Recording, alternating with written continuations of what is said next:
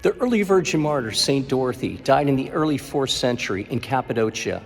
And from a distant land, somehow she was important enough to be buried here in Rome at St. Sylvester and St. Dorothy Church. It's about 1 mile southeast of the Vatican. So what's her story? Dorothy was from Caesarea, which is now Kayseri, Turkey, somewhat in the center of that country. Now, it was February 6, 311 AD, during the Emperor Diocletian's persecution, that Dorothy was brought before the prefect Sapricius.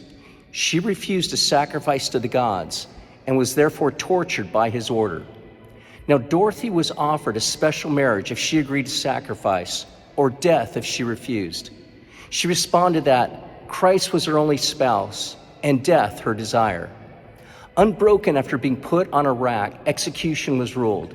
Now, en route to meet her end, Theophilus, a young pagan lawyer present at her trial, said with scorn, "Bride of Christ, send me some fruits from your bridegroom's garden."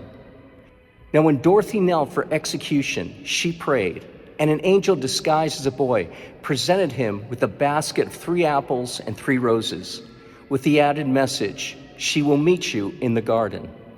Dorothy was whipped, beaten in the face, and her sides burned with red-hot plates before beheading. Theophilus converted immediately to Christianity and was martyred shortly after. It never ceases to amaze me how a delicate maiden can be so composed in speech at such a wicked situation, and so strong as to endure the worst tortures. As St. Paul says, "For the sake of Christ, I am content with weaknesses, insults, hardships, persecutions, and calamities, for when I am weak, then I am strong." When acting for God's sake, great strength comes even to the gentle. Now, in art, Dorothy is depicted often as a maiden carrying a basket of fruit or flowers, sometimes portrayed as she is behind me wearing a floral crown.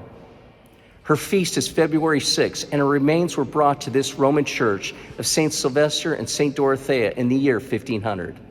While rebuilt a few times, the church was erected first in the early 4th century by the notable Pope Sylvester, a collaborator with Constantine the Great.